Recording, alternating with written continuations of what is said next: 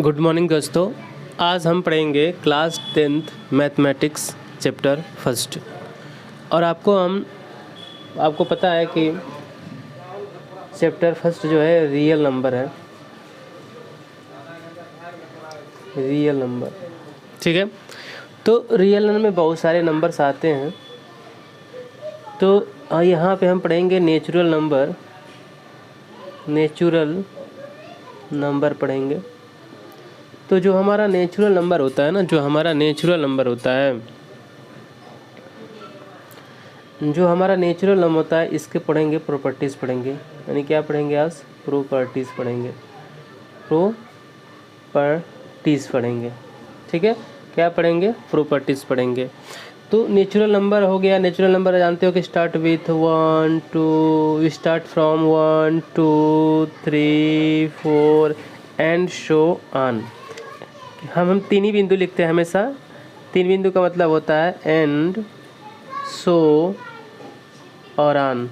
क्या बन जाएगा? And, show, on. अगर यहाँ पे कोई नंबर दिया हुआ है, जैसे मान लीजिए कि यहाँ पे कोई भी नंबर दे दिया जाए, 20 दे दिया जाए, इसका मतलब है कि हमारा जो नेचुरल नंबर है स्टार्ट फ्रॉम 1 2 3 4 कहाँ तक जाएगा? अप टू 20 तक जाएगा। ठीक ना? तीन बिंदु का मतलब होता है एंड, शो, ऑन होता है, इसलिए तीन बिंदु लिखते हैं। लेकिन बहुत सारे हम देखते हैं कि क्या करते हैं कि ऐसे लिख करके ऐसे लिखेंगे और उसके बाद ऐसे करते ऐसे दिखा देंगे, जो कि बिल्कुल गलत है। सिर्फ तीन ही बिंदु लिखना चाहिए, क्योंकि तीन बिंदु का मतलब होता है एंड, शो, ऑन होता है। ठीक ना? तो हम पढ़ेंगे आज प्रॉपर्टीज़ पढ़ेंगे। ठीक ना? तो सबसे पहले देखते हैं कि इसका प्रॉपर्टीज़ क्या होता है, किसका? नेचुरल नंबर का। तो पहला प्रॉपर्टीज हम पढ़ेंगे the fundamental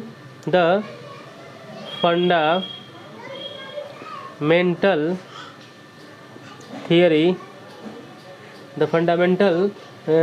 of arithmetic progression. The fundamental theory of arithmetic ठीक है? नहीं, the fundamental theorem of arithmetic यानी अंगणित की आधारभूत प्रमेय। इसको हिंदी में क्या बोलेंगे? अंगणित की आधारभूत प्रमेय बोलते हैं इसको हिंदी में। तो वेरी सिंपल है। ये कह रहा है ना कि according to the fundamental theorem of arithmetic every composite number, क्या बोल रहा है? एवरी कंपोजिट नंबर, किसके अनुसार? अरिथमेटिक यानी the fundamental theorem of arithmetic के अनुसार कहता है कि every composite number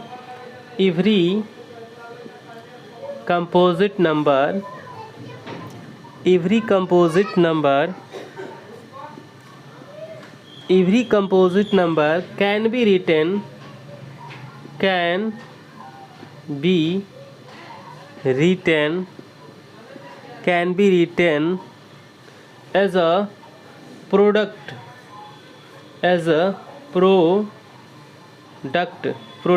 of power of prime number। किसके अनुसार? यानी कह रहे हैं कि the fundamental theorem of arithmetic say that every composite number can be written as a product of power of prime number। If every number can be written in every composite number can be written as the product of power of prime number, then also can be written as the product of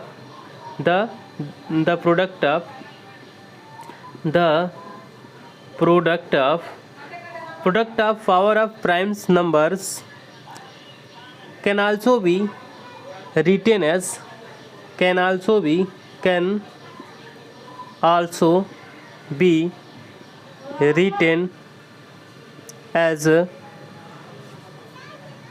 product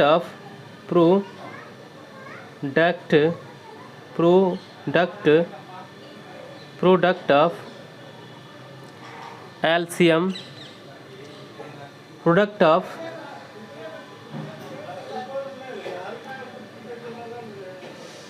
greatest power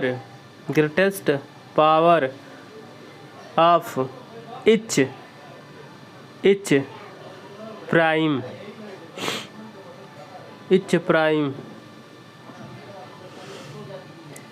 number and each prime number and each prime number and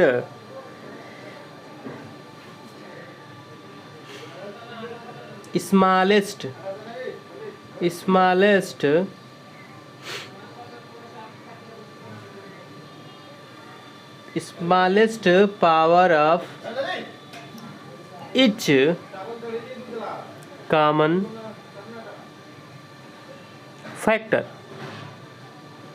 factor लिखो या prime number, चलो prime number लिखते हैं, prime number.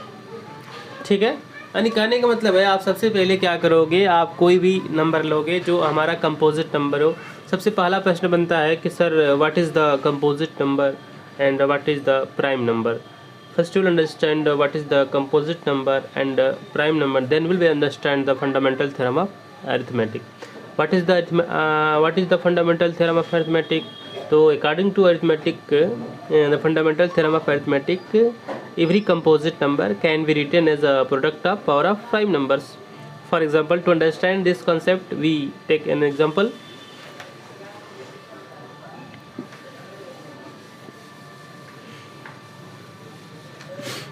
जैसे मान लीजिए हमने लिया यहाँ पे 20 लिया, this is the composite number, लेकिन पहले हम इस कंपोजिट नंबर को समझते हैं। सबसे पहले हमको पता है कि जो नेचुरल नंबर होता है can be classified on the basis of divisibility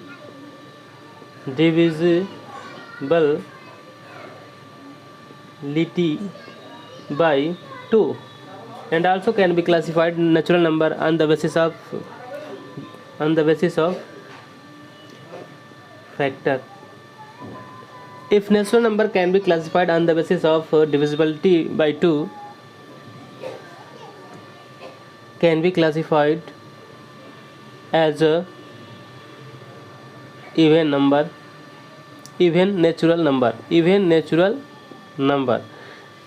odd natural number. Even natural number, you know that natural number start from 1, 2, 3 and so on infinite plus infinite. कोई साइन नहीं रहता तो हम क्या मानते हैं, उसको प्लस मानते हैं, तो प्लस इन्फिनाइट तो लिखने की कोई जरूरत नहीं है। Can be written, can not be written, plus sign. Even number देखेंगे इसमें कौन सा नंबर 2 के डिविजिबल में नंबर आएगा, ठीक ना, 2 से कट जाएगा तो नंबर 2 से नंबर वही कटते हैं जिसके लास्ट में क्या आ जाते हैं, जिसके लास्ट में 0, 2, 4, 6, 8। यानी हमारे जो इवन नेचुरल नंबर होगा वो उसके लास्ट में क्या आएगा, जैसे मान लो हमने 6 लिखा, 3 लिखा, 2 लिखा, 4 लिखा, लास्ट में कौन सी डिजिट आया है, 4 आया है। हम इसे लास्ट डिजिट क्यों कहते हैं, क्योंकि जैसे 6, 3, 2, 4 में हम 4 को लास्ट डिजिट क्यों कहते हैं, क्योंकि हम जब भी लिखते हैं तो इधर से लिखना स्टार्ट करते हैं, इसीलिए इसको हम लास्ट डिजिट कहते हैं। लेकिन ये सबसे पहले पहला डिजिट होता है, लेकिन सबसे पहला लास्ट ही डिजिट होता है। यूनिट है ना, इकाई का अंक है, तो ये पहला डिजिट होता है, लेकिन इसको लास्ट डिजिट कहते हैं क्योंकि यहाँ से लिखना स्टार्ट करते हैं, क्योंकि पहले 6 लिखोगे, 3 लिखोगे, 2 लिखोगे, 4 लिखोगे, ऐसे लिखते हैं।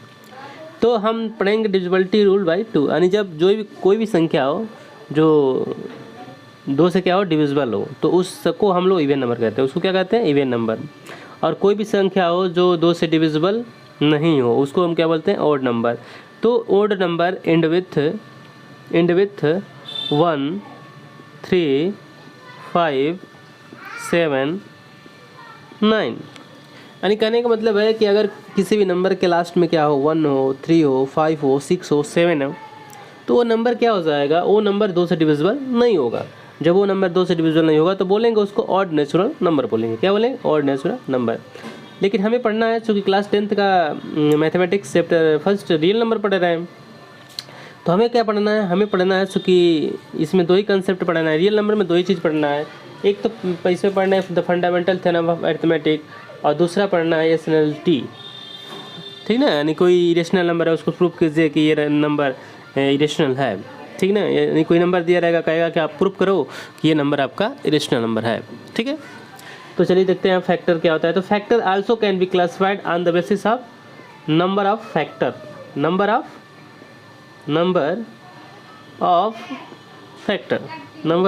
फैक्टर, यानी natural number can be classified on the basis of number of factor. किसके? नेचुरल नंबर को हम क्या कर सकते हैं कि नंबर ऑफ फैक्टर के आधार पे क्लासिफाइड कर सकते हैं। नंबर ऑफ फैक्टर, ये चूंकि फैक्टर लिखे हैं इसका मतलब होता है नंबर ऑफ फैक्टर। क्या बोलते हैं इसको? Number of factor. ध्यान सुनना, फैक्टर को हिंदी में बोलते हैं गुणनखंड। क्या बोलते हैं इसको? गुणनखंड बोलते हैं। गुणनखंड का मतलब होता है गुणन खंड, यानी उसको जो खंडित करोगे ना, खंडित यानी क्या करोगे? ब्रोकन करोगे, तोड़ोगे ना, विल बी ब्रोकन। तो किसके रूप में तोड़ोगे?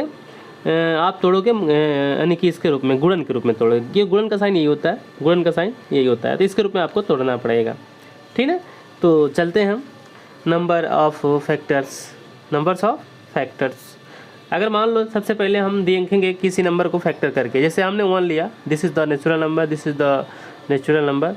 ऐसे हमने नंबर लेंगे, 6 हो जाएगा, 7 हो जाएगा, 8 हो जाएगा, उसके बाद आपका 9 हो जाएगा। ऐसे ही आगे आप बढ़ोगे तो यहाँ पे 10 भी हो जाएगा। तो देखते हैं कि 1 के कितने फैक्टर हैं।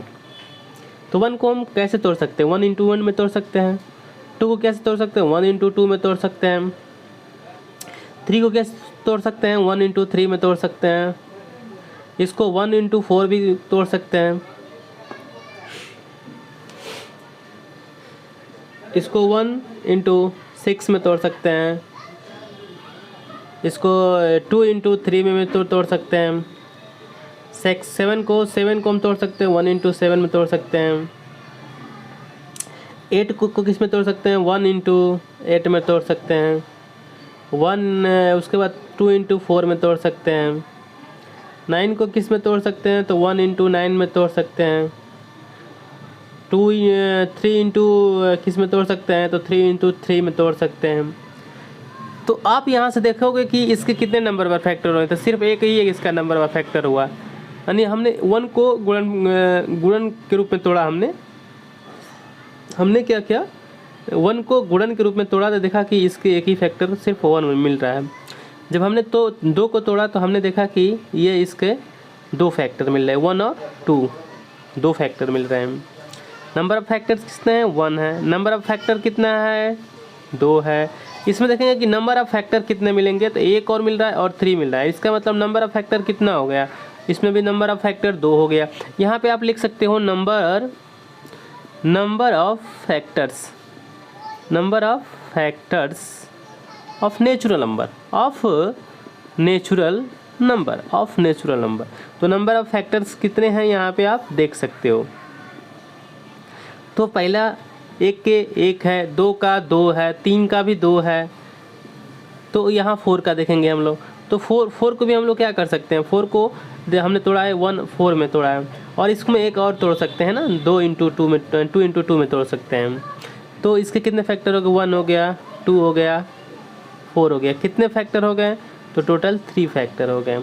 उसी तरह 6 के देखेंगे तो 6 किस में तोड़ा गया है? 6 को तोड़ा गया है 1 में तोड़ा गया है, 2 में तोड़ा गया है, 3 में तोड़ा गया और 6 में तोड़ा गया। कितने नंबर ऑफ फैक्टर हो गए? 4 हो गए। उसी तरह से हम 7 के देखेंगे, 1 में टूटेगा, 7 में टूटेगा, तो कितने हो जाएंगे? 2 फैक्टर हो जाएंगे। उसी तरह से 8 के देखेंगे, ये किस में टूटा है? 1 में टूटा है, 2 में टूटा है, 4 में टूटा है और 8 में टूटा है। तो कितने इसके नंबर ऑफ फैक्टर हो गए? 4 नंबर ऑफ फैक्टर हो गए। उसी तरह से 9 के देखेंगे तो 1 हो गया, 2 हो गया, नहीं सॉरी 3 हो गया, उसके बाद 9। कितने नंबर ऑफ फैक्टर हो गए? 3। तो हम यहाँ पे डिफाइन करते हैं ना, देखो ध्यान सुनना, ये आपका देखो 2 फैक्टर है ना, किसके? 2 और 3, जिसके 2 फैक्टर हैं, यानी इसके भी 2 फैक्टर हैं, यानी 3 के 2 फैक्टर हैं, 2 के 2 फैक्टर हैं, और 5 नहीं लिखे हैं क्या हम? अच्छा यहाँ 5 भूल गए, चलो 5 के भी कितने फैक्टर होते हैं? 2 फैक्टर होते हैं, इसके भी 1 और 5 होता है। तो जिसके 2 फैक्टर हैं, जिसके क्या हो? 2 फैक्टर हो। A number which has 2 factor, only 2 factor, यानी किसके फैक्टर 2 हो और इसमें क्या हो? मोर देन 2 हो। ठीक ना। और एक कंडीशन में होता है जिसके फैक्टर 1 होता है, जिसके फैक्टर 1 होता है, जिसके फैक्टर 1 हो, तो 1 को न तो हम क्या बोलते हैं, जिसके फैक्टर 2 होता है ना उसको बोलते हैं प्राइम नंबर। क्या बोलते हैं? Prime number. और जिसके फैक्टर मोर देन क्या होता है, मोर देन 2 होता है ना, जिसके फैक्टर मोर देन 2 होता है ना उसको क्या बोलते हैं, जिसके फैक्टर मोर देन 2 होता है उसको बोलते हैं composite number. Composite number, composite number. और composite number is always the even number. क्या होता है? Even number. कंपोजिट नंबर नहीं, सॉरी कुछ भी हो सकता है, ये तो इवन आउट कुछ भी हो सकता है, लेकिन प्राइम नंबर इज ऑलवेज ये जो हमेशा होता है इवन नंबर होता है। क्या होता है? ये हमेशा इवन नंबर होता है। प्राइम नंबर हमेशा ओड नंबर होता है। प्राइम नंबर क्या होता है? तो हमेशा ओड नंबर होता है। सिर्फ किसको छोड़ करके? एक्सेप्ट 2, यानी 2 को छोड़ करके। 2 को छोड़ करके सारे प्राइम नंबर्स जो होते हैं क्या होते हैं? ऑड नंबर होते हैं। जैसे आपका प्राइम नंबर ले लो, 2 ले लो, 2 हो गया, 3 हो गया, 5 हो गया, 7 हो गया, 11 हो गया, and show on. Up to दिखाओगे तो दिखा सकते हो, अप टू दिखाओगे तो यहाँ पे क्या कर सकते हो, यहाँ पे लिख दो 300, तो अप टू हो जाएगा 300। ठीक है। 3 डॉट क्यों लिखा है? अभी हमने बताया कि 3 डॉट क्यों लिखते हैं, क्योंकि 1 डॉट का मतलब होता है एंड, शो ऑन। इस प्रकार से 3 डॉट को लिखा जाता है। इससे अधिक लिखेंगे तो ये सवाल लिखने का तरीका गलत हो जाएगा आपका। ठीक है ना। तो देखो, जिसके 2 फैक्टर हो उसको क्या बोलोगे? Prime number. जिसके 2 से अधिक फैक्टर हो उसको क्या बोलोगे? Composite number. हम प्राइम नंबर कंपोजिट नंबर क्यों लिख पढ़ रहे हैं? क्योंकि every composite number can be written as a product of power of prime number. ठीक ना। प्राइम नंबर तो ये सारे 2, 3, 5 यानी यहाँ से सारे नंबर्स क्या होते हैं, ये यहाँ से, सॉरी यहाँ 300 नहीं लिख सकते हैं, यहाँ 300 नहीं लिख, क्योंकि 301 का डिविजिबल नंबर है, तो मोर देन 2 फैक्टर्स है, तो ये नहीं लिख सकते हैं। चलो कोई भी लिख सकते हैं, जैसे मान लो कुछ भी लिख लो, जैसे 67 लिख लो, तो 67 किसी के टेबल में नहीं आता है। ठीक है। तो ये आपका हो गया आपका इवन नंबर। 2 आपका हो गया इवन नंबर, बाकी सारे हो गए ओड नंबर। इसीलिए कहा था कि prime number is always a odd number. और 1 के पास तो सिर्फ 1 ही फैक्टर है, तो जिसके पास 1 के पास 1 फैक्टर है तो ना 1 is neither prime number nor composite number, यानी 1 क्या है? प्राइम नंबर भी नहीं है और कंपोजिट नंबर भी नहीं है। तो ये बात आपको समझ में आ गया। तो क्लास 10th के चैप्टर फर्स्ट में हमें पढ़ना है 2 चीज़। पहले पढ़ना है the fundamental theorem of arithmetic, और दूसरा पढ़ना है इरेशनलिटी, यानी किसी दी हुई संख्या को सिद्ध कीजिए कि ये एक हमारा क्या है, ये एक हमारा अप्रिमेय संख्या है, इसको सिद्ध करना है। यानी दूसरे में पढ़ना है प्रूव दैट, ठीक ना, किसको? इरेशनल, यानी गिवन नंबर, जो कोई नंबर दिया है अंडर रूट के अंदर, उसको सिद्ध कीजिए कि ये चाहे जैसे प्रोडक्ट के रूप में भी दे सकते हैं, एक्सप्रेशन के रूप में दे दिया गया है। एक्सप्रेशन समझते हैं ना आप लोग? कोई बात नहीं, एक्सप्रेशन बता दिया जाएगा। ठीक है। तो 2 ही चीज़ पढ़ना है, the fundamental theorem of arithmetic, और पहला पढ़ना है इरेशनलिटी, प्रूव दैट इरेशनलिटी। तो ये आपको समझ में आ गया। मैं अब आगे चल रहा हूँ। ठीक है।